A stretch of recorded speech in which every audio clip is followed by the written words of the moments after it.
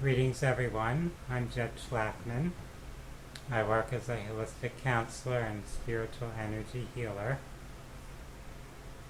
In this video, I'll be speaking about the topic of transcending guilt and shame from a spiritual or metaphysical perspective. And I'd like to begin with a statement that I think we can kind of contemplate or meditate on as a foundation for understanding how we're processing our human experiences. And the statement I want to make or start out with here is that no matter how disturbing or psychotic a person's actions, that incarnation's soul fully loves and embraces that extension and expression of itself, and what we could call God, Creator, or Source loves and embraces that soul as an extension and expression of God, of that universal source. And therefore life isn't rejecting us, life is refining us. So the point I'm making there is that we're here on earth having these experiences as human beings, and based upon whatever values or priorities or standards, expectations, etc. that we have for ourselves and others from our human perspective, we're essentially judging things. We might be condemning certain behaviors or condemning people for engaging in those behaviors. We're often pushing people into a state of feeling shame, and there may be a positive intention when we're doing it. We're trying to make people accountable for their actions, to encourage people to have consideration or respect for others, to have empathy, etc.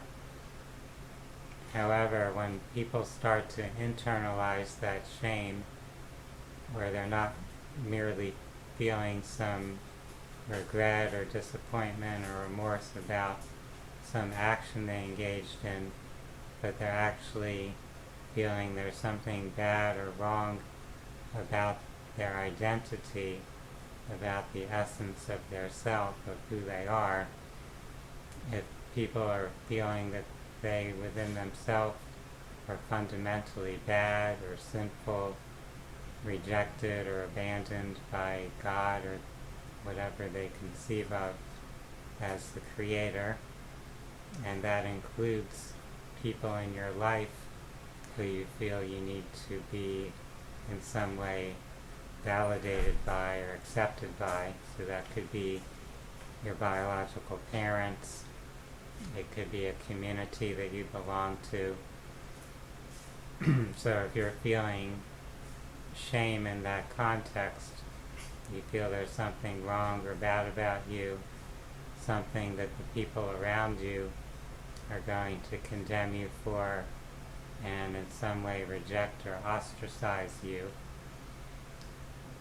then that's going to keep you kind of stuck or trapped in this constricted state of consciousness, ultimately suppressing or blocking the flow of your own life force, your own spiritual energy and essence. So to overcome that, to transcend it, it's quite often vital to connect with that greater spiritual understanding, to understand that this human identity or personality is just a stream or field of energy coming from a much greater self, coming from what you might call your soul, and that soul is just a small slice or fragment of energy of the ultimate source, of the limitless spiritual essence. And that original essence actually loves and embraces every aspect of itself at all levels, all densities or dimensions. So it embraces the soul and embraces the expressions of the soul that are in physical form, whether it's a human being or some type of animal or plant or crystal, something that is having an experience of being in form, of being some aspect of life in this physical dimension. So from that perspective, no matter what things have occurred in your life, no matter what you might have done in the past, it's of really no value to hold on to feeling guilt or shame. Those feelings or senses are sometimes valuable in a temporary way. So feeling remorse about something you've done shows that you have compassion for others, that you care about living up to your values or standards of who you want to be in this life.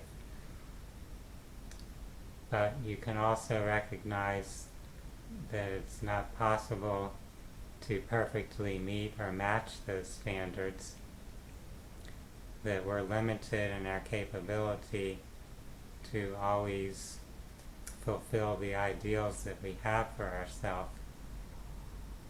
We're also in a process of evolving, of our identity transforming. So what was your priorities or values when you were 5 years old is not going to be the same as when you're 15 years old or 50 years old. You're going through this process of evolution in terms of yourself or your identity.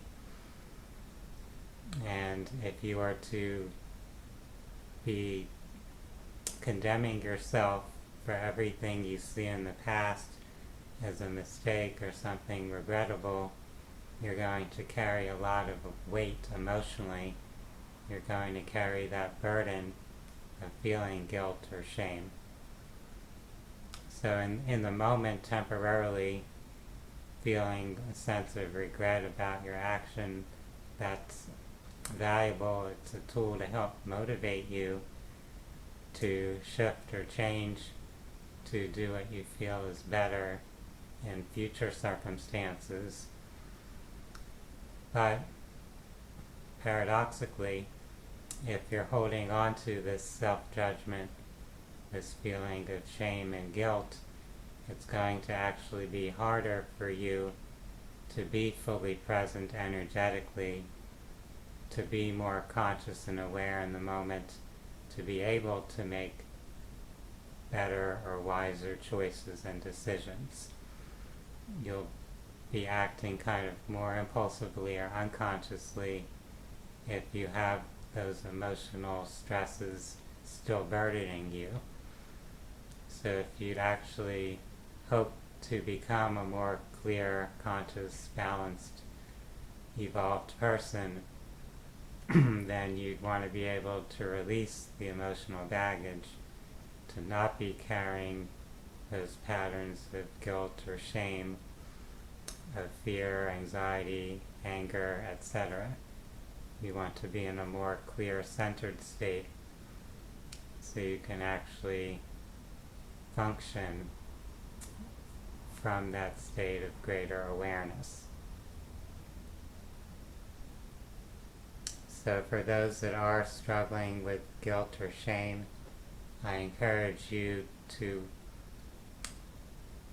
work on the spiritual aspect, on extending or expanding the way you look at your own identity and your connection to divinity or to a spiritual source, as well as the purpose of having these human life experiences.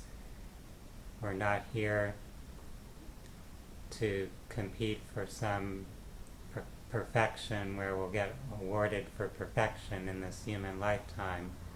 We're actually in a process of continual refinement, continual evolution, not just through one incarnation or one lifetime, but through innumerable lifetimes. And they're not even all human lives, they can be lives as experiencing other life forms. So we're gathering all these different experiences and perspectives, enhancing our ability to create realities. If you look at things more from that viewpoint or understanding, then you would naturally tend to be easier on yourself, less inclined to judge or condemn yourself. You'll have more compassion for yourself, for the challenge of going through human life, where we start out with very limited awareness. We're just a baby there trying to survive, trying to become oriented to our physical and social surroundings, trying to function as well as we can, trying to be accepted, trying to meet our material needs, etc. And as we go through that process, we're naturally going to follow a variety of different paths or trajectories along the way. Some of them we'll look back upon and think, man, why was I acting that way? What was I thinking? But at the time, whatever you did or thought might have seemed completely valid or sensible from that earlier perspective.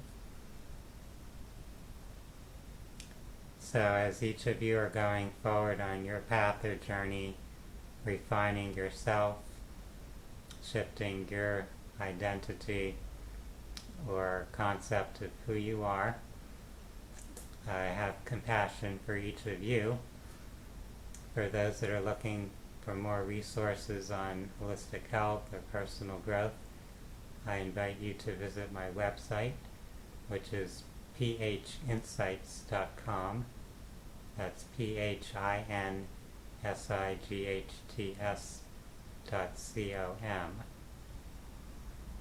And for now, I wish each of you a wonderful day. Namaste.